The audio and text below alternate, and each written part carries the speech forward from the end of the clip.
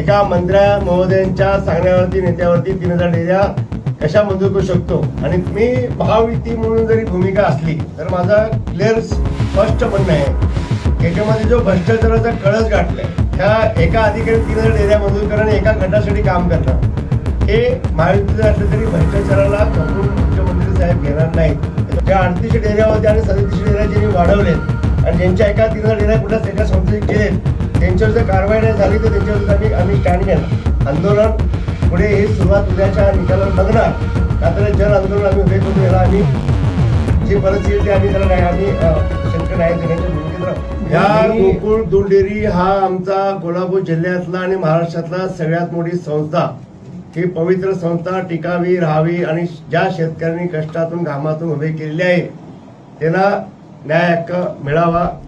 त्यांच्या संस्था त्या कुणाच्याही घराणशाहींच्या ताब्यात न जाता ह्या शेतकरी कष्टातून उभे केलेली संस्था राहावी म्हणून आम्ही सगळे प्रयत्न आहेत। राज्याचे सक्षम आणि कर्तव्यदक्ष मुख्यमंत्री आदरणीय आमचे नेते, आमचं दैवत देवेंद्र फडणवीस साहेब याच्याकडे आम्हाला मनापासून त्यांचं सहकार्य असणार याच्यामध्ये, कारण त्यांना त्यांच्या लक्षात आणून दिलं आम्ही की हा कमीत कमी पूर्वी 3800 डेऱ्या होत्या, आता 3700 नवीन डेऱ्या झालेत। त्याच्यामध्ये 3700 नवीन डेऱ्या करण्यामागे 3000 डेअरी फक्त महेश कदम या नावाचा DDR एका मंत्र्या महोदयांच्या सांगण्यावरती नेत्यावरती 3000 डेऱ्या कशा मंजूर करू शकतो आणि त्याला एक गिफ्ट म्हणून परत त्याला गोकुळला त्यांना शिफ्टिंग करून त्यांना गिफ्ट दिले आहे, त्याची चौकशी ईडी मार्फत व्हावी। ह्या अधिवेशनात मुद्दे मांडेल, नाहीतर मी अमर उपोषणला ह्या गोष्टीत मी बसणार आहे। ईडी मार्फत चौकशी ह्यांची व्हावी। ह्या गोकुळमध्ये जो अधिकारी दोषी लागेल त्यांची सखोल चौकशी व्हावी, ईडी चौकशी व्हावी। याच्यामध्ये जर शासनातले कुठले अधिकारी जर आज सहभागी असेल त्यांच्यावरती कठोर कारवाई व्हावी अशी मुख्यमंत्री साहेबांकडे उद्या मी मागणी करतोय। आणि त्याचबरोबर महेश कदम बरोबरच सुजय कदम हा प्रकाश पातारे मागावचे मुश्रीफ साहेबांच्या गटाचे हरळी साखर कारखान्याचे चेअरमन, त्यांच्या प्रकाश पाताळेंच्या भाच्याला खास गिफ्ट म्हणून 400 डेऱ्यांचा कोकणमध्ये सांभाळणाऱ्या माणसाला आणि जर एवढ्या मोठ्या डेअरीचं त्याला हे करून टाकले, त्याचं वय वर्ष 30 आणि संस्था त्याच्यात दिल्यानंतर त्याच्यावर जर उद्या कारवाई नाही आणि त्यानं जर तिथून हटवलं नसेल किंवा त्याने कारवाई नाही झाली तर त्याची पण ईडी मार्फत चौकशी होऊन त्याच्या चौकशीला सामोरं त्याला जायला लागेल आणि ही चौकशी लावायला लागेल। म्हणजे ह्या लक्षवेधी या अधिवेशन मांडतोय, कारण आता त्याची तातडीनं उद्या मुख्यमंत्री साहेबांची वेळ मिळाल्यास किंवा उद्या परवा या मुख्यमंत्री काढण्याची कारवाई ही आमची प्रामाणिकपणे इच्छा आहे। मी महायुती म्हणून जरी भूमिका असली तर माझा क्लिअर स्पष्ट म्हणणं आहे की याच्यामध्ये जो भ्रष्टाचाराचा कळस गाठलाय, ह्या 2300 डेऱ्या 3700 डेऱ्या ह्या एका अधिकारी 3000 डेऱ्या मंजूर करणं आणि एका गटासाठी काम करणं, हे महायुतीचं असलं तरी भ्रष्टाचाराला खपवून मुख्यमंत्री साहेब घेणार नाहीत हे तुम्हाला वारंवार सांगतो।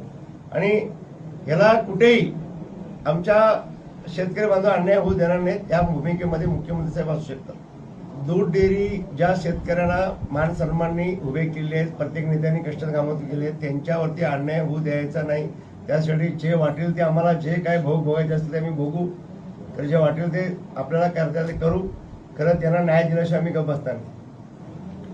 मला मुश्रीफ साहेबांच्या विरुद्ध असं म्हणता येणार नाही। मला ह्याच्यामध्ये ज्यांनी घोटाळे केलेत, ज्या 38 डेऱ्या होत्या आणि 37 डेऱ्या ज्यांनी वाढवलेत आणि ज्यांच्या एका 3000 डेऱ्या कुठल्याच एका संस्थेत केलेत, त्यांच्यावर जर कारवाई नाही झाली तर त्यांच्यावर आम्ही स्टँड घेणार। करवीर राधानगरी, बाकी कुठेच काय होत नाही आमच्याकडे। आम्हाला करवीर, राधानगरी आणि कागल हे तीनही दिग्गज हे गावं आणि संस्था त्यांच्या ताब्यात कायमस्वरूपी जर गेल्या तर आम्ही आमच्या इतर भागातली लोक, चंदगड असेल, आजरा असेल, गणेश असेल, आम्ही कायमस्वरूपी आम्ही संपून जाऊ। आणि हे जर आपल्याला जर ही कायदेशीर कारवाई जर मुख्यमंत्री साहेबांनी जर मनातून नाही केली तर आम्ही सगळं आमचं रस्त्यावर येऊ। पुन्हा आंदोलन पुढे ही सुरुवात उद्याच्या निकालावर बघणार, नाहीतर जन आंदोलन आम्ही उभे करून याला आम्ही जी परिस्थिती ते आम्ही त्याला न्याय आम्ही शेतकरी न्याय देण्याच्या भूमिकेत राहू। मी मुख्यमंत्री महोदय साहेबांच्या जवळ आहे असं बरोबर आहे, कारण साहेबांच्या जवळचे सगळेच आहेत। याचा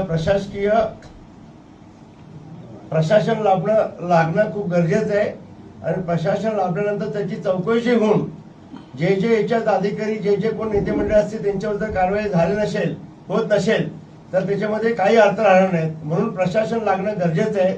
आणि मुख्यमंत्री साहेबांच्या हातात हा कोर्टात निकाल आहे, ते योग्य ती दखलीची घेऊन चौकशी लावून ते प्रशासन लावतील अशी मी आशा व्यक्त करतो.